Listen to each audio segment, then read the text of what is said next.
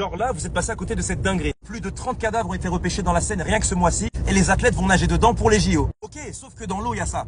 On les appelle des silures, c'est des espèces de poissons géants qui peuvent t'attaquer s'ils sont en danger. C'est des poissons immenses, il me semble que le plus gros mesure entre 2,1 m et 2,10 m. Après, est-ce que je suis obligé de parler du fait qu'on ait déjà trouvé un crocodile dans la Seine? Lui, c'est différent, il se baladait dans les égouts de Paris, pépère. Même un orque, on a retrouvé un orque dans la Seine. C'est quoi en fait? Il y a Atlantique sous la Seine.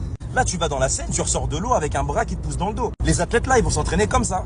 15 millions d'humains en plus à Paris. On va les mettre où? J'ai même entendu qu'il y avait des étudiants qui se sont fait virer de leur logement Crous pour accueillir ces 15 millions de personnes. Et là, ça, c'est le plan B pour les athlètes.